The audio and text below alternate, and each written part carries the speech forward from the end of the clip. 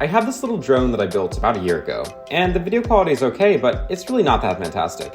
I also have this really old GoPro Session, and so in this video, I'm going to try to strip the GoPro down and see if I can get it light enough to fit on the drone.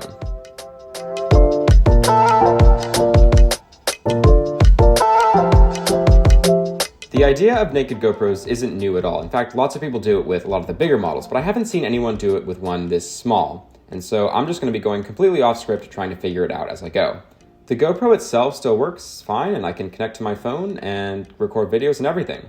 So hopefully by the time we're done with it, it will still work in the end. Of course, because we're trying to make it as light as possible, we should take a baseline measurement. So without any modifications, it comes in at 72 grams. I started off by taking the front cover with a T2 bit, and after removing all the screws, I immediately realized this was a dead end, and there was really nowhere I could go from here.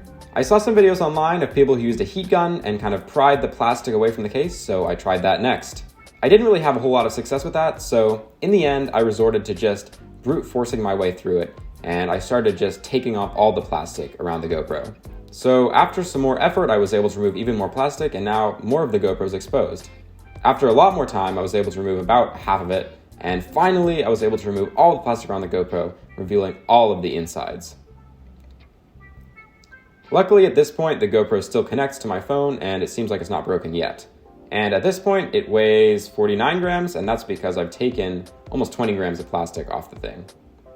So now I'm going to start attacking every screw I see, just trying to disassemble the rest of the camera. Then I took off these small ribbon connectors, and that freed the Wi-Fi Bluetooth PCB from the camera. That gave access to some new screws, so after undoing that, I was able to gain access to the camera. I undid a couple more ribbon connectors, and finally I was able to remove the main PCB board. There's also a hidden screw behind this plastic, and undoing it allows us to remove the SD card reader. Finally, we can start taking off the button panel with just a few more screws.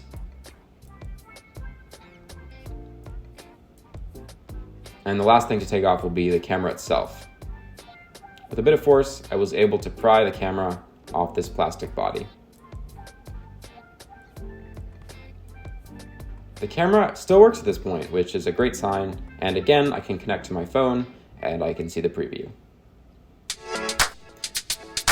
The first thing we're going to lightweight is the SD card reader. I peeled away the actual PCB from this metal bracket, and then I used tin snips to cut it away from this plug.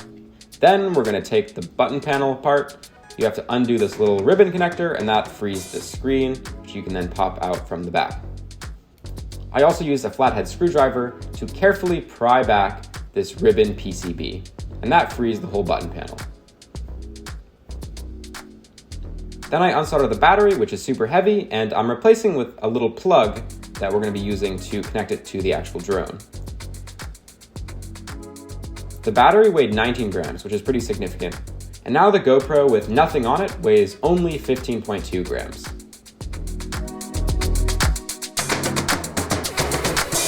To power the thing, we're going to be using a small voltage regulator powered to about 4 volts. And it's going to mount on the drone just like this, and the power leads are going to be soldered directly to the battery terminals. Of course, the mount for the original FPV camera won't do anymore, and we have to design a new one. I went through a ton of prototypes trying to come up with a way to mount both the FPV camera and the new GoPro. The first idea was super bulky, and I really didn't like it very much, and I moved on to this more lightweight design where I have this little angled bracket to hold the GoPro. Eventually, I combined everything into this kind of canopy that uses topology optimization to be as light as possible. And even this one, I went through a ton of prototypes trying to get it just right. And this mount is just over 5 grams. To assemble everything, we're going to start by adding some double-sided adhesive to the camera. And once we peel the backing off, we can slip it into the mount, and it clips into place just like this. Then I took some of the screws that were holding the camera to this little aluminum heatsink, and I used them to screw the camera in from the back. And the last screw goes here, and once it's tight, the camera is pretty secured in the mount. I also used more double-sided tape to stick down the ribbon PCB that holds the button and the LCD screen. The LCD folds over and is able to be stuck down.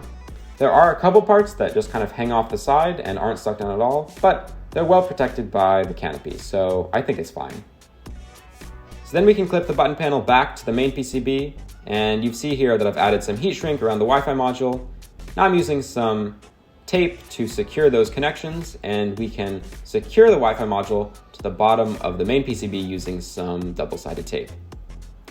The last thing to do is to clip the camera back to the main PCB with this little ribbon connector, and with a little bit of wiggling we can get it, and that's the entire naked GoPro right there.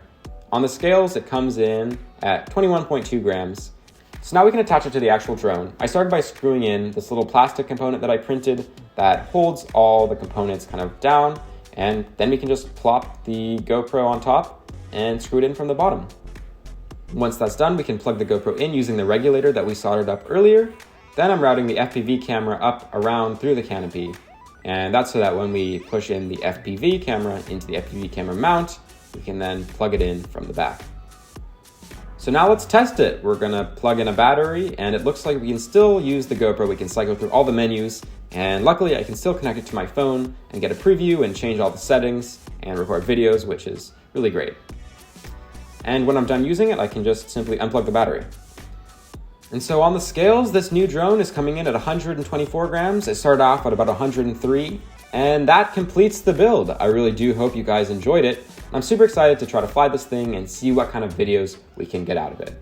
This was a super fun project, and I really hope you guys enjoyed following me along as I figured out how to make this ultralight GoPro. And stay tuned for some flight footage because this thing is going to be awesome.